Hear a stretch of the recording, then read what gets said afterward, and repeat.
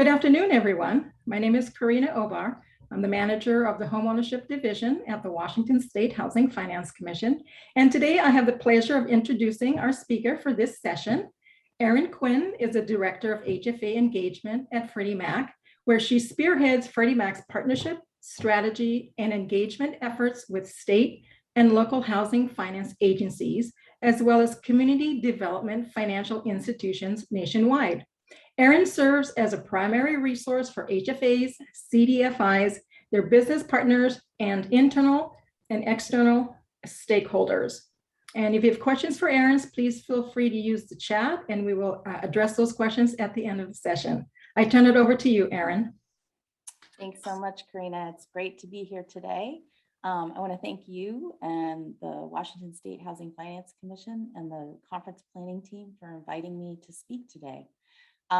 We're all in the business of helping people, particularly low and moderate income first-time home buyers, achieve their dreams of homeownership, but we're facing an increasingly challenging market, as you all know. For those of you who may not be aware, late last month, our regulator, the Federal Housing Finance Agency, reported its monthly index of house prices for July.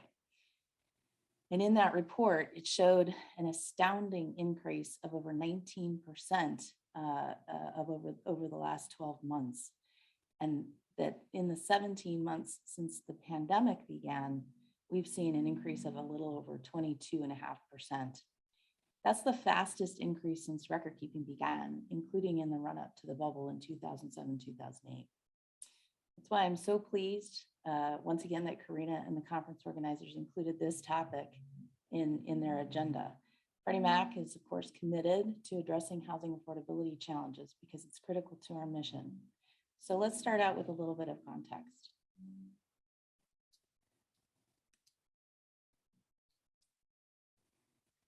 Let's see. I'm trying to advance the slide.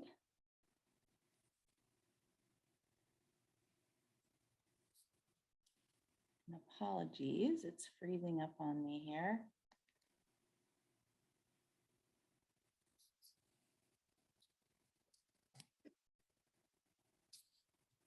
There we go.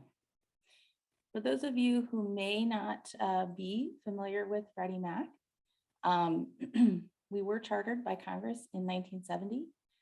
We operate in the secondary mortgage market, and we do help to keep money flowing to mortgage lenders to support homeownership and development of rental housing. I'm going to talk a little bit about just single family or homeownership opportunities today. But our mission is to provide liquidity, stability, and affordability, as well as equity in housing nationwide and in all economic conditions. So we act as a counterbalance to private funding sources, which tend to pull back from or leave the market in times of economic stress.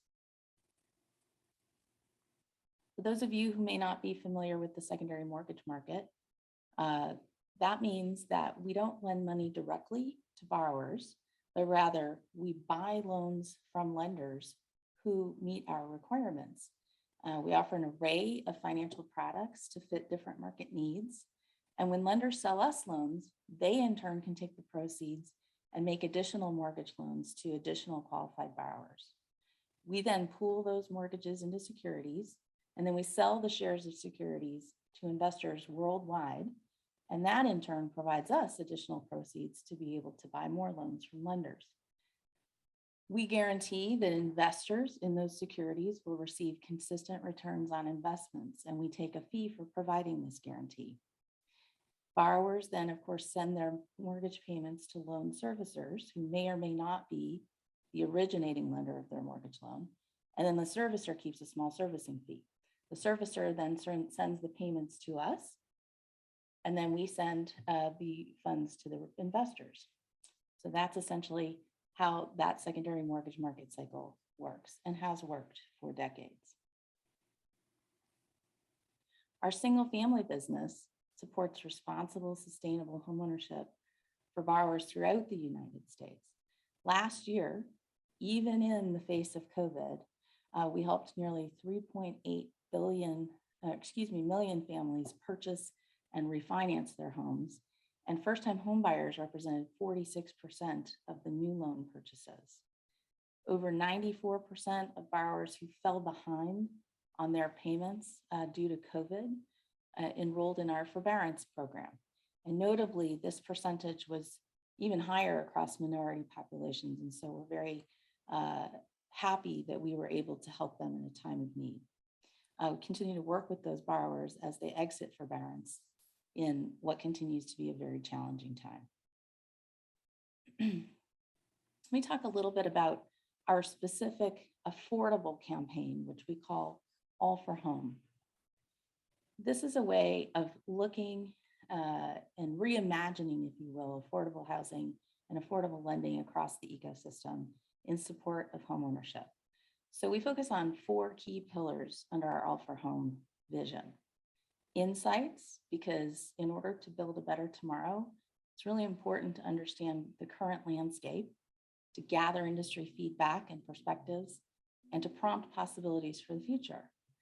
Our insights highlight new research, thought leadership, and other expert contributions that we can better position our clients and partners for success with.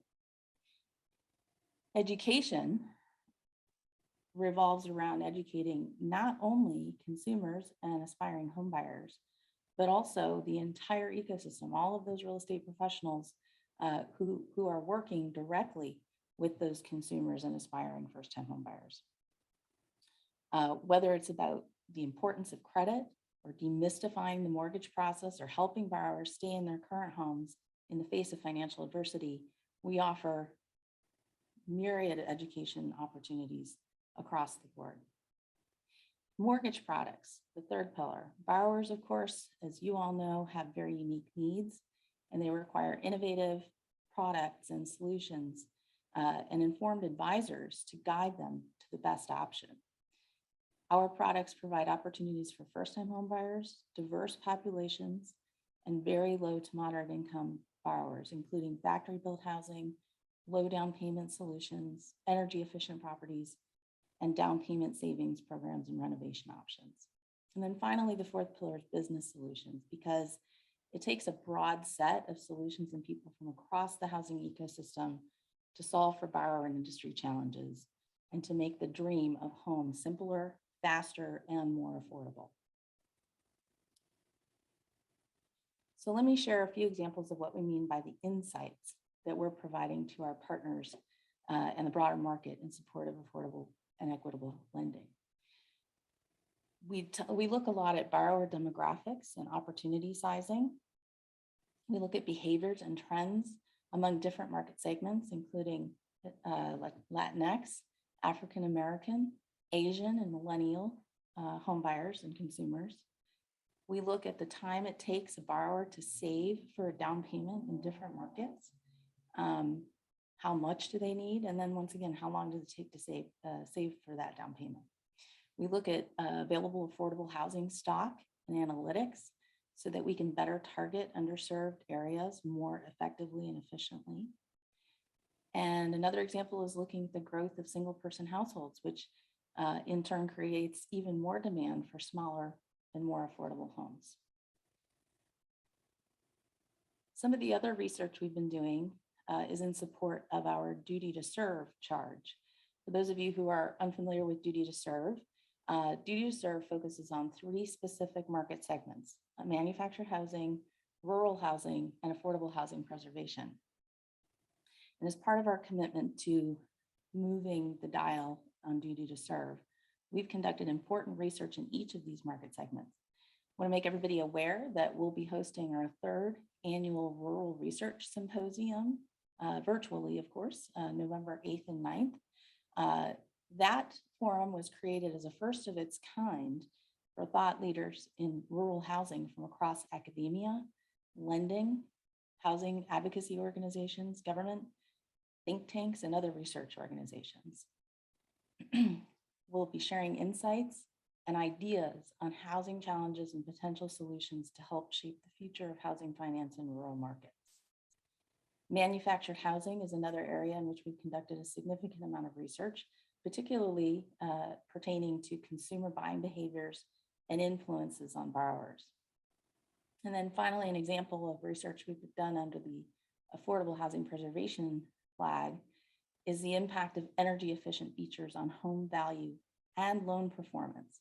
We've definitely seen research in the past on home value, but not to my knowledge on loan performance. So that was quite interesting research. And all of these pieces are available, of course, on FreddieMac.com.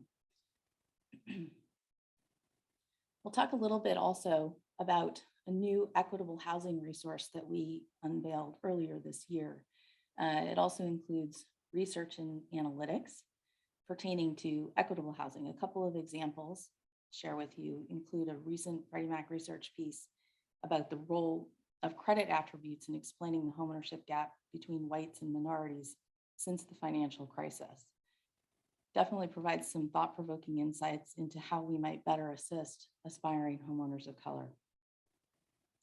Additionally, just a couple weeks ago, we released research examining home appraisal valuation gaps in minority neighborhoods and among minority applicants. Although our research is not completely conclusive, it does indeed mark the beginning of a comprehensive effort to better understand key drivers contributing to the appraisal gap and to help develop solutions in partnership with the appraisal industry around best practices, uniform standards, and developing solutions for automated valuation models, enhanced consumer disclosures, improved value processes, and revised fair lending exam procedures and risk assessments. And then one more thing I'd like to draw to your attention: the Federal Housing Finance Agency, our regulator, announced last month that Fannie Mae and Freddie Mac will be charged with submitting an equitable housing finance plan to FHFA by the end of the year. These plans, of course, are intended to identify and address barriers to sustainable housing opportunities, including our goals and activities to advance equity in housing finance for the next 3 years. Just so everyone's aware, they're in the process of requesting input for information from external parties, and that RFI will be available until October 25th. So I encourage anyone who's interested in that topic and has feedback for FHFA that will then be passed along to both of the enterprises. Please be sure to visit FHFA's website. For anyone who's interested in learning more about the latest news and updates, you can find everything and subscribe to everything on FreddieMac.com. All right, moving on to the next pillar, education. This is, as I mentioned earlier, not just for our partners, but also for consumers. And we definitely have a lot of rich content on FreddieMac.com that could be helpful to you and your borrowers. We do indeed provide significant education resources for housing professionals, information, resources, tools that enable housing professionals to expand your capacity in terms of affordable lending, better serve your clients, and help grow your business. We also, even last year when we had to pivot to the virtual environment, just as everyone did, we were successful in educating and conducting outreach and training with thousands of housing professionals. So far this year, we've provided training to more than 30,000 housing professionals regarding our affordable lending products and tools. HFAs, just like the Washington State Housing Finance Commission, is also they're also very critical to our outreach and engagement efforts. So far this year, we've hosted or participated in almost 80 virtual education and outreach events, in which we've trained almost 8,000 real estate professionals in collaboration with our HFA partners. We're also supporting training and certification of housing counselors, including in tribal areas where access to homebuyer education and counseling is, of course, extremely limited. I'd like to point you to some consumer-facing content as well. The MyHome website on FreddieMac.com provides consumers with answers to common questions relating to renting, buying and owning a home, as well as what to do if things don't go quite as planned. There are videos covering key facets of homeownership from housing industry experts, helpful infographics on housing specific topics, and optional quizzes so that readers can test their knowledge. Another really valuable consumer facing content and a whole suite of products is, of course, the CreditSmart suite. And for those of you who aren't aware, CreditSmart actually celebrated its 20th birthday in July. So we were really thrilled about that. And in honor of that celebration, we actually have revamped one of the key products under the CreditSmart suite, our financial capability product, CreditSmart Essentials, which helps consumers develop lifelong money management skills, understand the homebuyer journey, build, restore, and maintain good credit, qualify for a mortgage loan, and even successfully manage and sustain their home investment. We also deliver essential learning tools through 5 different paths, including CreditSmart Essentials. CreditSmart Homebuyer U is, of course, our homebuyer education curriculum. CreditSmart Coach is designed as a train-the-trainer program with practitioner certification. And we also have CreditSmart Multilingual, which offers CreditSmart Essentials in 5 different languages, as well as CreditSmart Military, which is specifically designed for our military members and their families. Okay, moving on to the third pillar in the All for Home campaign. We are creating new and enhanced mortgage products to better meet market needs and help expand affordable homeownership opportunities. So I'd like to share with you a few examples today. This won't be comprehensive, but at least it touches on some of our more significant product innovations. Many of you are probably aware that Freddie Mac offers a number of low down payment options. HFA Advantage is, of course, near and dear to my heart based on my work with our state and local housing finance agency clients around the country. But the suite is Home Possible, which is our anchor product available to first-time and other home buyers who qualify based on their area median income.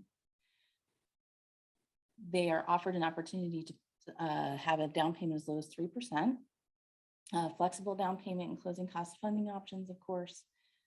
You can use non-occupant co-borrowers with Home Possible. And of course, one of the biggest benefits in conventional financing is the fact that private mortgage insurance drops as soon as the borrower has 20% of equity in their home. Since 2015, Freddie Mac has purchased over $50 billion worth of Home Possible loans, financing around 300,000 homeowners. And 83% of those loans went to first-time home buyers, which is a significant lift in first-time home ownership, as well as homeownership opportunities for communities of color.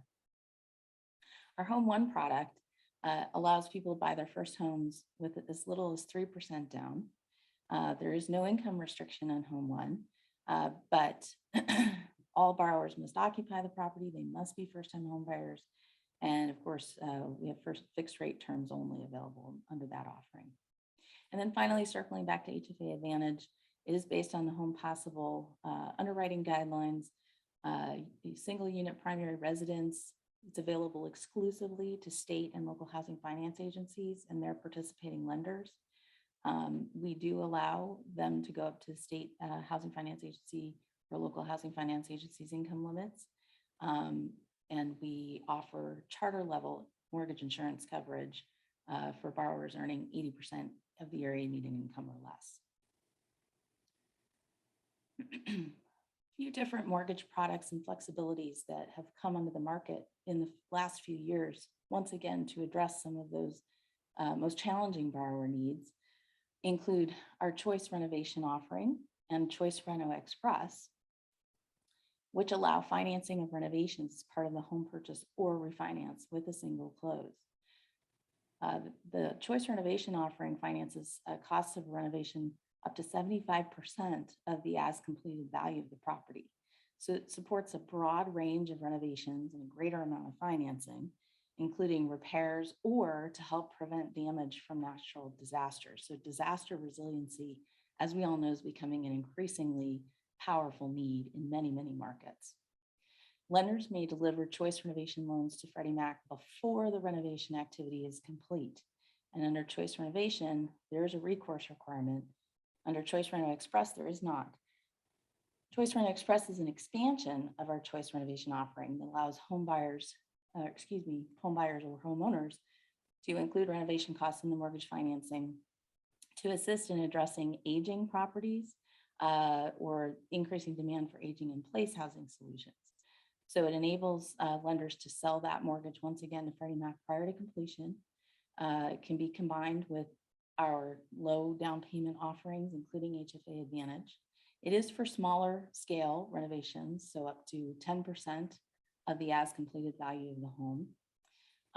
If the borrower chooses a home improvement store to have the renovation work completed at the home improvement stores, and the home improvement stores program meets the lender's requirements and our requirements, then those renovations can be purchased directly from the home improvement store, and the cost of the improvements can be funded up front. No holding escrows, things like that. So it could be a really helpful and efficient option for many homeowners and home buyers out there. Choice Home is one of our offerings that was created recently to help support our financing of manufactured homes. So for manufactured homes titled as real property, we recently introduced this offering in the last couple of years for specific factory-built homes that are certified as Choice Homes and have the attributes and specifications that make it more like a site-built home. They also have to have energy efficiency criteria. They may be appraised as site-built homes, and you can use site-built comparables in the appraisal. And they may be financed using any of our low down payment options that I mentioned earlier, including HFA Advantage. Green Choice expands our existing support for energy efficient home improvements by also allowing the financing of renovations related to energy efficiency as part of the home purchase or refinance. And I'll talk about that a little bit more in just a minute. And then finally, just a couple of years ago, we also introduced a community land trust mortgage offering to promote shared equity homeownership opportunities as well. We've updated requirements related to property subject to resale restrictions, and hopefully made some of the servicing of these products a little bit easier along the way. So a little bit more about Green Choice. I think probably most folks are aware that very few mortgages fund home energy efficiency improvements in the current market. Homeowners and homebuyers usually finance these types of improvements through personal loans or other unsecured financing and credit cards. And they, of course, generally have less favorable terms than mortgage financing. So our Green Choice product is intended to address some of this and hopefully have a better financing option out in the market. Helps homeowners finance energy and water efficiency improvements in an existing home. You can pay off higher interest debt incurred from installing energy and or water efficiency improvements. You can purchase a home and finance future improvements in the mortgage. And you can also combine energy efficiency home improvements with other low down payment products that I mentioned earlier in order to purchase and settle on a house before those improvements are complete. Some of the basic energy and water efficiency improvements include programmable thermostats, caulking or weather stripping, adding ceiling, wall, or floor insulation, air sealing, air conditioning or heating replacements to high efficiency units, solar water heaters, low flow water fixtures, and of course, window and door replacements. One of our most interesting innovations lately is intended to help address some of the supply challenges. Freddie Mac is in the single family space, typically not in a position to address a number of supply challenges where we address a lot of demand side challenges. But this particular innovation is, like I say, very new and is intended to help address some of the supply challenges. So as we know, aging stock and underdeveloped vacant lots in historically underserved areas have been widening housing inequalities. The disinvestment in communities of color, along with a limited number of local developers who can focus on those areas, serves as a challenge for local minority community members and those who wish to invest in future community development and an understanding as to how to best accomplish that. So we created the Develop the Developer program, which is a certification program for emerging BIPOC and female developers committed to building and revitalizing local communities on the fundamentals of real estate development, funding, and municipality processing. It's intended for professionals who seek ways to elevate their careers and who are currently working in construction, urban planning, mortgage lending, real estate sales, asset management, and real estate development. As part of the Develop the Developer program, we've expanded a curriculum through the Spark CDI Academy, and it provides training on the fundamentals of real estate development, best practices for identifying funding sources, guidance to navigate through the city building process and permitting process, instructor-led lectures and case study sessions, hands-on virtual activities and networking opportunities, mentoring sessions, and capstone projects to obtain a certification of completion. We introduced the first cohort through the Developer Initiative in October of last year in the Omaha market, and planning is underway to expand what we consider to be a very successful first cohort and program. All right, on to the fourth and final All for Home pillar, business solutions. One of the critical components of business solutions in our industry, of course, is technology. And so we're looking at reimagining the mortgage experience for both lenders and their borrowers in order to build a simpler, faster, and less costly mortgage process. We're trying to harness the power of data and advanced analytics to speed and simplify underwriting and provide greater efficiency and certainty to the lender community, which can in turn create a much more satisfying experience for their borrower clients. So a couple of key examples of that. Through our loan advisor suite, we're developing capabilities to fully automate the validation of assets and income by leveraging data from third-party sources with the objective of offering rep and warrant relief when the data meets our underwriting and eligibility requirements. Automating asset and income validation can save lenders and borrowers time and money by bringing speed and efficiency to that whole process. We're also collaborating with LoanBeam, and I'll share some additional information about that in just a minute, to bring some income calculation solutions for the industry to market with an initial emphasis on self-employed borrowers. As we know, we're in an increasingly self-employed world. Lots of, the gig economy, so many people working different jobs and essentially becoming their own contractors and their own businesses, that this is going to continue to be an increasingly demanded skill set and ability, and we need to be in a position to automate more and more of it. Typically, determining stable monthly income for self-employed borrowers is a challenging, tedious, and mostly manual process. But with LoanBeam, lenders can calculate self-employment income quickly and easily. And eventually, we have already basically incorporated and integrated LoanBeam's self-employment solution into Loan Product Advisor.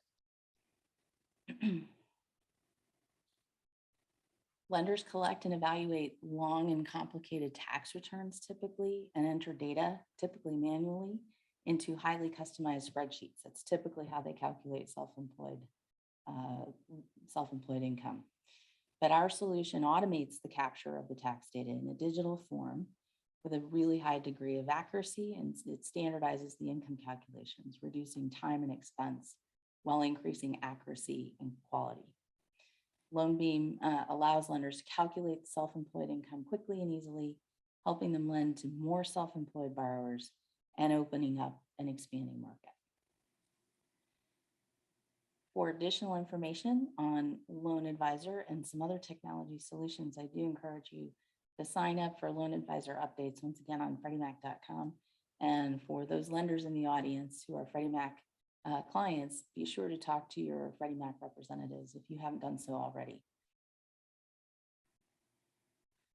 I will bring this to a close, but just want to thank you once again for the opportunity today to share just a few examples of solutions Freddie Mac provides in an effort to tackle affordable housing challenges under our four main pillars: insights, education, mortgage products, and business solutions.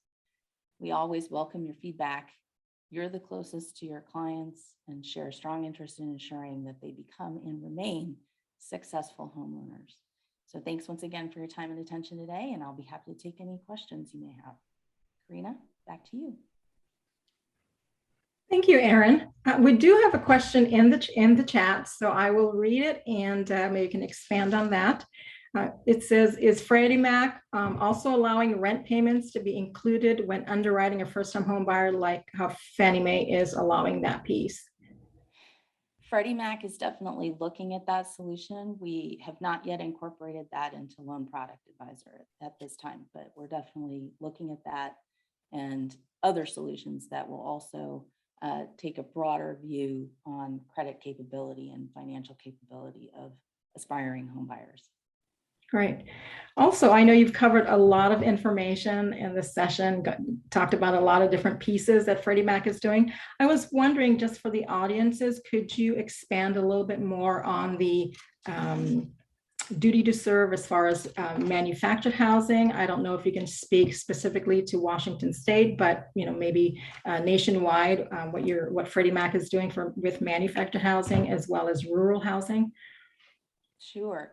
I will claim that I cannot speak specifically to Washington State, unfortunately, today, but I can follow up with some information for you, Karina, if that's helpful. Right. To you and your audience. I can tell you that nationally, we are actually ahead of plan on our duty to serve goals in terms of the number of manufactured home loans we have purchased. I touched in my presentation a little bit on the choice home offering, which of course is a very specific type of manufactured home. It's what's generally characterized as new class manufactured homes, which of course has very detailed specifications that make them just a little bit different than a more traditional manufactured home. But we do buy traditional manufactured homes as well. And so we have purchased, like I said, more than we had planned to in our original plan. And in fact, just recently submitted to FHFA an increased plan number. So we've got increased numbers for not only manufactured home loans that we've purchased, but also loans that we've purchased from high needs rural regions, and loans that we've purchased from small financial institutions, which as you know, typically serve rural regions more than other urban and suburban centers. Great, thank you. I do have another question in the chat. What areas is Freddie Mac looking at expanding their development of the developer program, if I'm reading that correctly? Yep.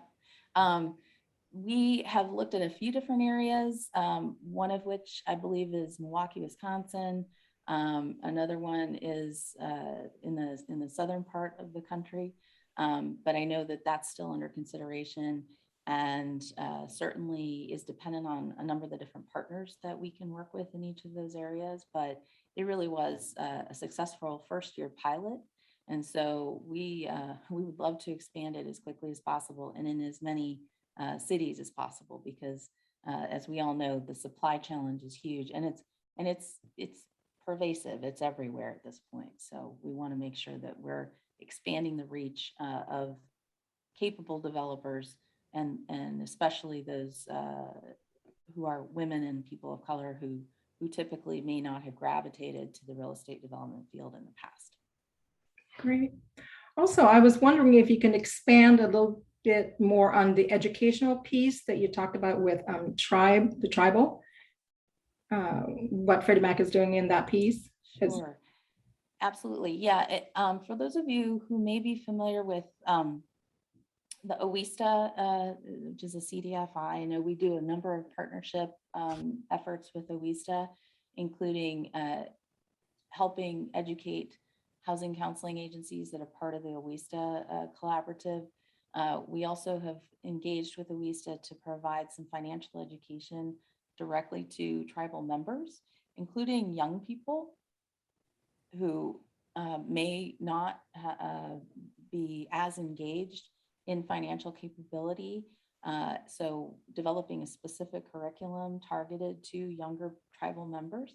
And they also learn quite a bit as part of that particular effort. And it is certainly designed for folks who live both on and off the reservation in different parts of the country. So that's kind of where we are with that. Great, thank you.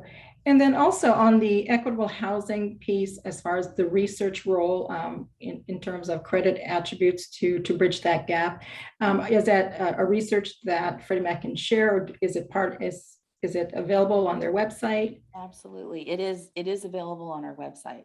So if you go to FreddieMac.com and basically you can use the search term equitable housing, it should direct you to the equitable housing research and analytics page. And there are a number of things posted there, but you can absolutely find that that particular research piece on that page. It sounds like Freddie Mac has done quite a bit of research in different areas. Can you share a little bit of the results on some of these research that Freddie Mac has done? Sure. The credit attributes is, well, I guess I'll put it this way. Since I'm not the author of the research, it's a little difficult for me to delve into it, and it's probably more appropriate for some of the authors to do that. I can share with you that it definitely points to some of the systemic challenges that we've begun to really start to grapple with as an industry. So between the research around credit and other attributes that distinguish homeownership for white borrowers versus borrowers of color, as well as the appraisal gap research that we just published, I think these are opening doors for us and really helping us to understand a little bit better about some of the challenges that have been in the industry for quite some time. And again, because I didn't actually develop the research myself, I'm probably not the best person to talk about details, but absolutely encourage folks to please go to the website, take a look at it. And to the degree that there are future conferences where you wish to have somebody from our research and analytics team present on those things, that is absolutely, we love to do that. So please keep that in mind as well. Great, that's good to know. So you talked about the equitable plan that you're working, well, FHFA is working with the GSEs, and you said it can be found on FHFA's website as far as public comment on what the plan is before they can move forward to that. Yeah, so at this point, what the Federal Housing Finance Agency, or FHFA, has put on their website is their request for input, which is basically a request for public input to help guide not only FHFA, but also the GSEs as they are developing their equitable housing plans. And so our equitable housing finance plans are due at the end of the year to our regulator. But in the meantime, of course, FHFA has a keen interest in gathering as much public input as possible. And so that window of opportunity, once again, is open until October 25th. And I know just, Karina, I think we both attended the National Council of State Housing Agencies annual conference last week, and Acting Director Sandra Thompson of the Federal Housing Finance Agency was a keynote speaker. I think she mentioned this as well. It is such a critical component of our planning and efforts going forward, and there's just never been a more pivotal time to acknowledge, research, analyze, and develop solutions that lead to more equitable housing and lending going forward. And so, although the plans themselves you won't find out there yet because they haven't really been developed, it is an opportunity once again to provide input as both enterprises are developing their plans. And then once the plans are developed, they will be out, I'm sure, for public comment and review before FHFA issues an official approval or non-objection. Great.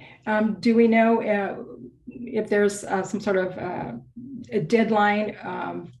I know you said the public comment ends by October 25th, but is there a time frame from that point where it will become, the findings will become public? Or typically the way FHFA And I say typically because I'm not exactly sure if this is going to be the same same process for this particular request for input. But typically, as FHFA receives public comment, it's typically posted on their website. So if you've ever seen when they've had an open public comment period for proposed rulemaking, for example, people submit their input or their public comments in writing, and it's all posted on the website. And so if there were an interest in reviewing the different kinds of comments submitted by different types of comment providers, whether they're advocacy organizations or other types of government organizations, think tanks, academia, et cetera, they're typically all available on FHFA's website. Great. Thanks, Erin. I don't, is anyone else in the audience have questions? Feel free to post in the chat.